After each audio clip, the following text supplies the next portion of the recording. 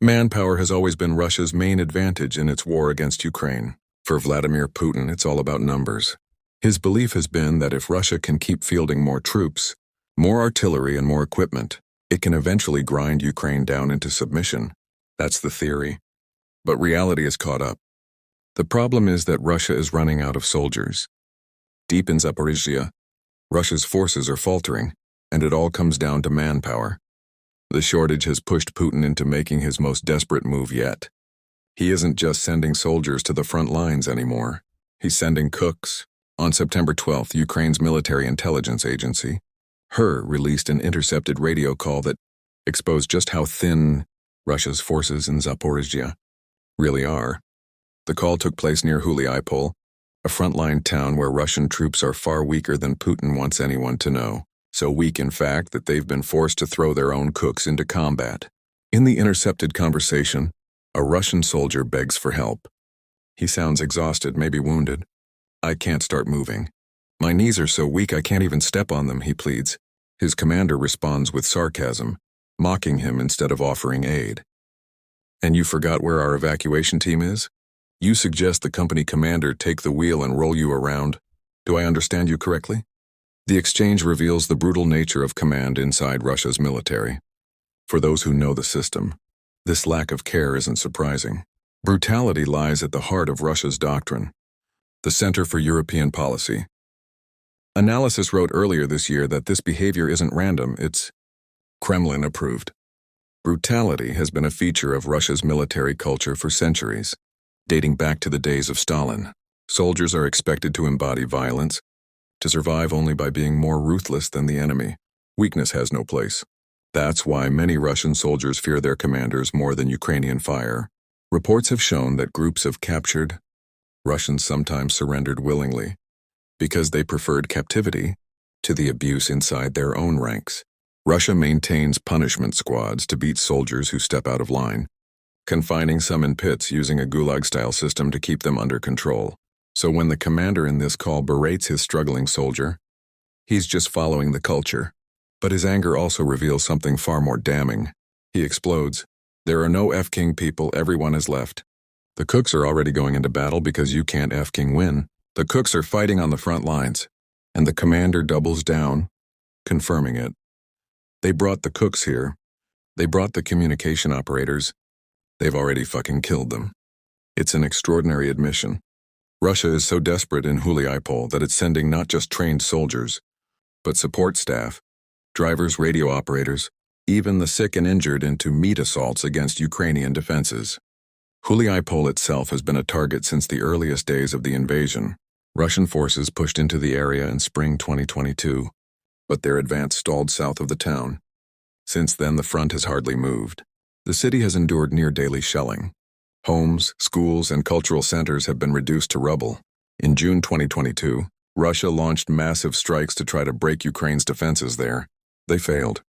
In January 2023, during Putin's so-called Christmas truce, Russia shelled the town with more than 200 artillery rounds, then attacked again, also failing. A year later, Ukraine's counteroffensive in the area stalled too, leaving the line unchanged. Since then, Huliaipol has become a grinding stalemate. Russia hammers the town with artillery and occasionally throws waves of troops forward, only to see them cut down. Ukrainian defenders have turned the area into a killing ground, and yet the town still stands. A few hundred civilians remain, stubbornly keeping their shattered community alive. They sweep the streets, care for the elderly, and evacuate the vulnerable when bombardments intensify. For Russia, the cost of trying to take Huliaipol has been staggering. So many soldiers have died there that Putin is now feeding in cooks and drivers, men who were never meant to fight. Ukraine's intelligence agency seized on the intercepted call, not just to mock Russia's desperation, but also to encourage more surrenders. Her reminded Russian soldiers that they don't have to die in these suicidal attacks. They can message Ukraine's "I Want to Live" project on Telegram, a hotline that guides Russians through surrender. This is psychological warfare, but it's also effective. Ukraine knows how many Russian troops already want out. The surrender hotline has existed since late 2022. Within its first 2 months, thousands of Russians or their families had reached out. By late 2024, around 40,000 had applied. Only a fraction make it into captivity, but the demand is undeniable. Many Russian troops simply don't want to fight. The manpower crisis is wider than Huliaipol. On paper, Russia shouldn't be struggling.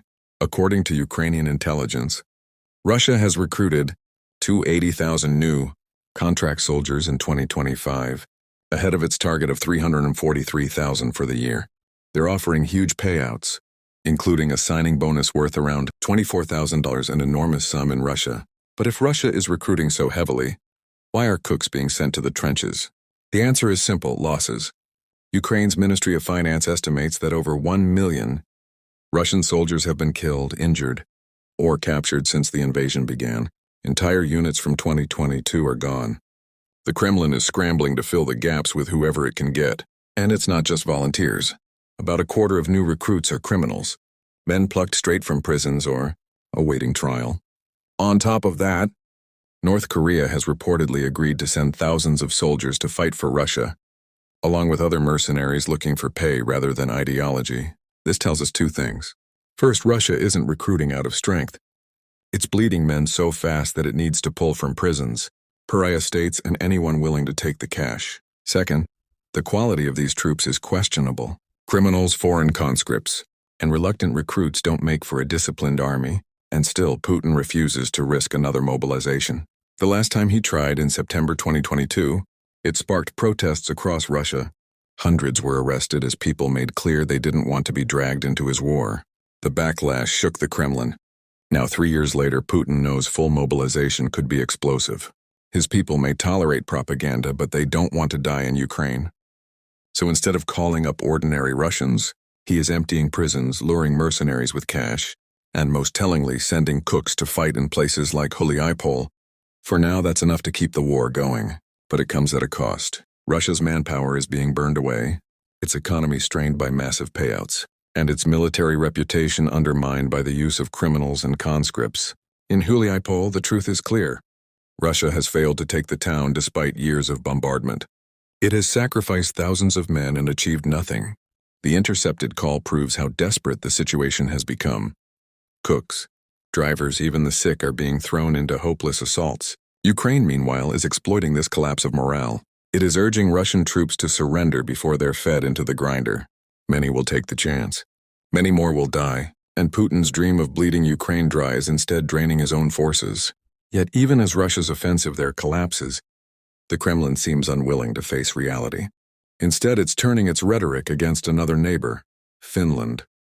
Just as it once accused Ukraine of aggression before launching the invasion, it now levels the same language at Helsinki, preparing the ground for future escalation. In Huliaipol, cooks are dying in place of soldiers. Across the front, Russia's manpower is crumbling. And still, Putin insists that numbers alone will win him the war.